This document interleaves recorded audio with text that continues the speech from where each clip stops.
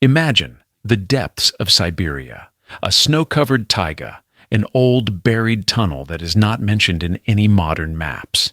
In it, traces of a vanished cargo worth billions of dollars.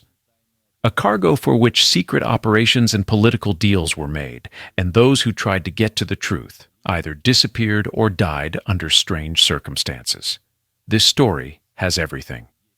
White Army officers, night unloading of heavy crates by the light of kerosene lamps, secret documents marked top secret, disappearance of witnesses and threats from unknown voices, Moscow entrepreneurs with fake licenses who suddenly die, and gold that perhaps still serves the interests of the state. Why did documents in the archives suddenly disappear? Who was the first to open the bricked-up tunnel, and what did they find inside? In the depths of the Russian State Military Historical Archive, under the heading Top Secret, a document dated January 15, 1920, is hidden. This is a typewritten text on yellowed paper, the last report of Colonel Andrei Sergeyevich Volkov, senior adjutant to Admiral Alexander Vasilievich Kolchak. The document contains figures capable of striking the imagination: 11 tons of gold in ingots, 400 kilograms of platinum, 72 kilograms of precious stones, and 8 million gold rubles in coins. All this wealth disappeared between January 4th and 7th, 1920, in the area of Nizhny Udinsk Station, Irkutsk Province. Volkov meticulously described 3 special railway trains, each consisting of an armored locomotive, 2 refrigerated wagons for cargo, and 4 wagons with elite security from officers of the Siberian Volunteer Army. The trains were supposed to transport the state treasury of the Russian Empire to the port of Vladivostok for subsequent evacuation to Japan. The first train, commanded by Lieutenant Colonel Vladimir Melnikov, safely arrived at its destination on December 23, 1919, and its priceless cargo was handed over to Japanese allies for temporary storage. The second train, commanded by Captain Alexei Durnoy, met a different fate. At Taishe Station on December 27, 1919, it was captured by a partisan detachment. During the attack, the security, consisting of 47 officers and soldiers, was completely liquidated, including Captain Durnoy himself, who was found in his compartment with a gunshot wound to the head. 9 tons of gold, according to the testimony of a captured corporal, were taken away in an unknown direction on peasant carts. But the most mysterious fate awaited the third train. Commanded by Major Nikolai Krumtsov, it departed from Irkutsk on December 30th, 1919, and disappeared without a trace between Nizhny Udinsk and Toulon stations. The last radio message from Major Krumtsov was received at 4 in the morning on January 5th, reporting the passage of the Polovina siding. The train never arrived in Toulon, and the railway tracks along the entire route remained undamaged. The official version, outlined in the Irkutsk Military District Summary, stated that the third echelon was captured by Red partisans commanded by Alexander Stepanovich Kravchenko.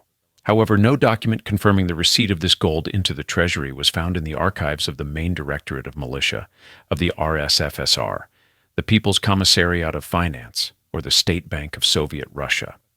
Moreover, interrogations of captured partisans from Kravchenko's detachment showed their complete ignorance of the existence of a third gold echelon. The commander of the detachment himself, Alexander Kravchenko, stated during interrogation on February 23rd that his unit was at that time 150 kilometers north of the railway and had not undertaken any operations against military echelons. The true clue, perhaps, lay not in the reports, but in the margins of Volkov's very dispatch. There, in blue pencil, a short but fateful note was made, with a characteristic leftward slant of the letters. It read, "Train number 3, a false trail for the Reds. Cargo unloaded December 29, 1919 at 22 hours by personal order of General Vladimir Oskarovich Kappel. Hiding place, technical tunnel number 7 between Polovina and Yurty sidings. Coordinates, 53 degrees 42 minutes north latitude, 103 degrees 17 minutes east longitude." An examination conducted already in the 21st century showed that the entry was made significantly later than the main text, presumably between 1921 and 1923. In 2003, this secret document first fell into the hands of an outside researcher, candidate of historical sciences, Mikhail Vladimirovich Rebrikov, from Irkutsk State University. While working on his dissertation, he received special permission to access classified materials and stumbled upon a folder with the correspondence of Admiral Kolchak's staff. The mysterious note about Tunnel Number 7 immediately caught his attention. Rebrakov consulted topographical maps of the Trans-Siberian Railway from 1919. Maps on a scale of 1 to 10,000 indeed showed the existence of Tunnel Number 7 in the specified section. According to technical data, it had a length of 340 meters and was cut through dense granite rock. But a special feature of the tunnel was the presence of a lateral technical branch 82 meters long, which was clearly marked on the original map with a red cross and a handwritten note, "Technical Warehouse, entrance bricked up." In modern schemes of the East Siberian Railway, no mention of a lateral branch could be found. Moreover, the main tunnel itself was listed in the documentation as filled in for safety reasons in 1937. Rebrakov's attempt to obtain detailed drawings of the section from the railway archives failed.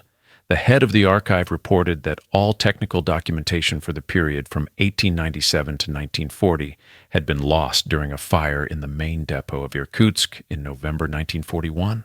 This seemed too suspicious. However, in the personal file of engineer Ivan Kuzmich Lebedev, who worked on this section from 1914 to 1939, a handwritten diagram of the tunnel with detailed dimensions and an indication of the location of the lateral branch was preserved. The engineer's grandson kept his grandfather's notes, which stated that some boxes were indeed stored in the side tunnel in the 1920s, guarded by the military, but by 1930, the warehouse had been completely cleared. An entry from August 15, 1929 read, "Today I saw the last heavy boxes being removed from the side passage. Military personnel in civilian clothes. They always transported them back and forth at night, and always different people." A real breakthrough was another find by Rebrakov in the funds of the State Archive of the Irkutsk region. It was the interrogation protocol of a certain Vasily Grigorievich Sukhorukov, detained on May 21, 1920. Sukhorukov, who worked as a railway conductor, witnessed unusual events on the night of December 29th to 30th, 1919. According to him, a special military train stopped near Tunnel Number 7 around midnight. Soldiers under the command of a general in a greatcoat with a karakul collar unloaded heavy boxes and moved them into the lateral branch of the tunnel.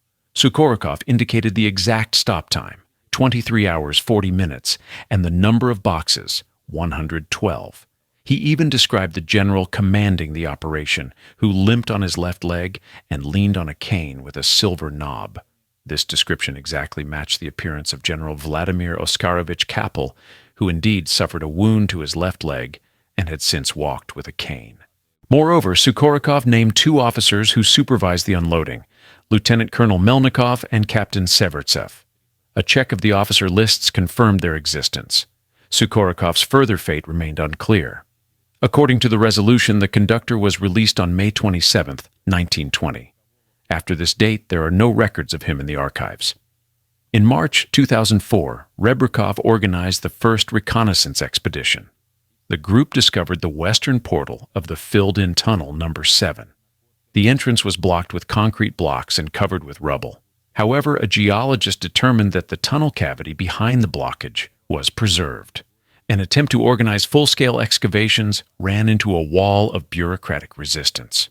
The administration of the Nizhnudinsk district categorically refused to issue a permit, citing the alleged high explosiveness of the site, and then a resolution of the regional administration, which, as it turned out, did not exist.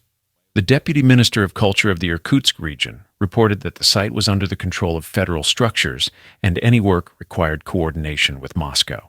It was at this point, in October 2004, that Moscow entrepreneur Oleg Viktorovich Zaitsev appeared on the scene. He declared his interest in funding the search operations and arrived in Irkutsk with a group of specialists. Zaitsev offered Rebrakov to conclude a joint research agreement. However, upon detailed examination of the documents he provided, serious discrepancies were found. The seal on the genealogical tree certificate belonged to an organization liquidated in 1997, and the license for archaeological work turned out to be forged. Specialists from his team also could not confirm their qualifications. Despite the identified violations, Rebrakov agreed to cooperate. hoping to use Zaitsev's financial capabilities. But in early 2005, the situation changed dramatically. On February 4th, Rebrukov's apartment in Irkutsk was searched by officers of the regional FSB department. All research materials were seized, copies of archive documents, maps, and personal notes. A criminal case was initiated against the historian under the article on destruction or damage to historical and cultural monuments, based on a statement by an unidentified person. And then everything suddenly stopped. On March 15, 2005, the case against Rebrukov was closed for lack of a crime. All seized materials were returned, although many documents showed traces of photocopying. At the same time, entrepreneur Zaitsev disappeared. His Moscow office turned out to be fictitious. Phone numbers did not answer. His company, registered a month before meeting Rebrukov, was liquidated. Specialists from his team also vanished without a trace. It seemed that the entire group was specially formed to obtain information and disbanded after its seizure. Inspired by new evidence from the found diary of track walker Stepan Maximov, who also wrote about nocturnal activity near the tunnel in those days, Rebrukov decided to organize an illegal reconnaissance expedition in August 2005. What they saw amazed them. The western portal of the tunnel, which had been tightly sealed a year ago, was partially opened. The blockage had been cleared to a depth of about 3 meters, and traces of tracked vehicles indicated that the excavations had been carried out very recently. The concrete blocks were professionally cut with diamond discs. Someone with serious resources had been here. At the entrance, a plastic bottle of mineral water from a Moscow manufacturer, an imported cigarette butt, and a scrap of a package with the logo of the construction company Spetsstroy M were found. They could not get inside, but it was clear. The tunnel was empty. Attempts to find out who carried out the work were unsuccessful. No official permits were issued.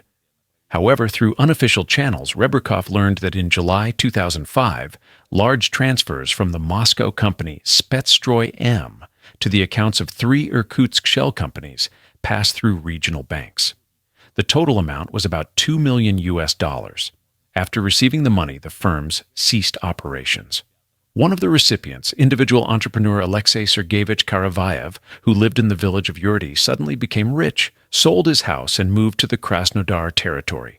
His wife said that her husband had indeed received a large order from a Moscow firm to organize work that was carried out at night and required complete secrecy. In September 2005, the situation took a dramatic turn. A notice was published in the regional newspaper about the death of Oleg Viktorovich Zaitsev from Moscow as a result of a car accident on Leningradskoye Highway. His expensive SUV crashed into a guardrail at high speed and was almost completely burned out, which the expert examination attributed to a fuel spill. On the same day that Rebrukov learned about this, he received an anonymous phone call. A male voice warned, "Stop digging into the past. Zaitsev thought he was smarter than everyone. Don't repeat his mistakes." A week later, a second call followed, this time with a Siberian accent. "Kolchak's gold is no longer where you are looking. It is in safe hands and serves the interests of the state. Find yourself another hobby." The threats and the mysterious death of Zaitsev made Rebrukov realize that he was dealing with forces of state scale, but he did not stop. In the Central Archive of the Ministry of Defense, he found a previously unknown coded telegram from December 28, 1919, sent by General Kappel. The text was mysterious. Operation Golden Rain completed according to plan. Heavenly gifts placed in the House of 7 Candles until further notice. Security provided. Keys to the treasury handed over to the keeper. The search for the keeper led to amazing discoveries. Rebrukov tracked down Captain Alexei Borisovich Severtsev, the very one mentioned by witness Sukharukov. It turned out that Severtsev did not emigrate, but remained in Siberia, working under a false name. His niece in Rybinsk kept her uncle's letter from 1921, where he wrote, "I now live close to the place of our last service. Every day I see the place where we left the memory of Great Russia. Not all is lost." This led Rebrukov to believe that one of the participants in the operation might have remained living near the cache to guard it. Thus, he found Ivan Mikhailovich Belov, who appeared in the village of Yurty in 1921 and worked there as an accountant until his death in 1953. Belov was an educated man, knew foreign languages, lived in seclusion, and often walked towards the abandoned railway. After him, a diary remained, which the widow of a local teacher had preserved. When Rebrakov read the entries, he realized that he had found the key. The diary was kept in a mixture of Russian and military cipher, but one phrase was clearly readable. An entry from April 23, 1929. The Muscovites came last week, but found nothing. Too well hidden. The captain was right. No one will think to look in the false bottom. False bottom! That's why the first group of Muscovites in 2005, after opening the tunnel, might not have found anything. In December 2005, Rebrakov organized a third expedition, this time with an experienced speleologist. Having penetrated inside, they discovered that the lateral branch indeed had a double bottom. Beneath a layer of earth and stone chips was a hidden cavity, but it was empty. Only deep indentations from heavy boxes remained on the boards. In the corner of the cavity, the researchers found several items, including a torn piece of rope and a piece of paper with a barely discernible pencil inscription made in the 1930s. Keys handed to the heir in Karb. The mention of Harbin directed the research into a new channel. In the 1920s and 1930s, Harbin was a center of Russian emigration. Studying the archives, Rebrakov discovered correspondence between emigrant organizations. A letter from October 23, 1937, signed with the pseudonym Faithful Guardian, reported, "Communication with the keepers in Siberia has been interrupted. Measures must be taken to preserve the secret. I propose to transfer the information to reliable people in America." Further searches led to documents of the Union of Loyal Russia, a secret organization created by Russian emigrants in America. The chairman of the union was Colonel Alexei Pavlovich Rikovsky, a former staff officer of General Kappel. In New York, he created the financial company Russian Investments, which specialized in operations with precious metals. The company existed until 1957. Its liquidation documents mentioned significant assets of unidentified origin that were transferred to the management of a trust company for use in the interests of a future democratic Russia. The trail of Kolchak's gold led Rebrakov to the present day. He established that this trust company was connected with Russian oligarchs. One of its founders, Boris Mikhailovich Volkonsky, great-grandson of a Tsarist general, actively bought shares in gold mining enterprises in the Irkutsk region between 2002 and 2005.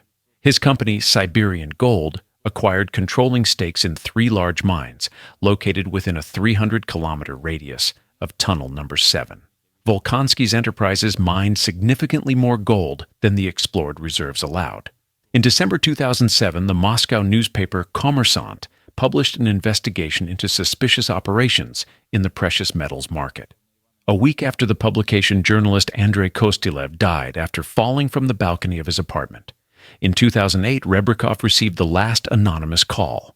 The voice was the same, with a Moscow accent. The caller said, "You are a very persistent person, but the game is over. The gold has fulfilled its purpose. It serves the interests of the new Russia. Forget your searches." After this, Rebrakov faced a complete information blockade. His access to archives was denied. In 2010, he ceased active searches. An analysis of financial reports showed that companies presumably associated with Kolchak's gold supplied about 8 tons of gold to the markets between 2005 and 2010, in excess of the officially mined amount. This figure is close to the volume of valuables that disappeared with the third echelon. In 2012, Volkonsky's Siberian Gold Company was sold to a large state holding, and Volkonsky himself settled in Switzerland. Tunnel Number 7 remains filled in, and the area around it has been declared a nature reserve. Rebrakov believes that the Admiral's gold was indeed found and used to finance state programs during the formation of the new Russian economy. Official structures gained access to the treasure, after which an operation was carried out to extract and legalize it. The gold, hidden in the Siberian forests to save the Russian Empire, ultimately served to strengthen the new Russian statehood, although not at all as the White Guard officers had planned almost 100 years ago.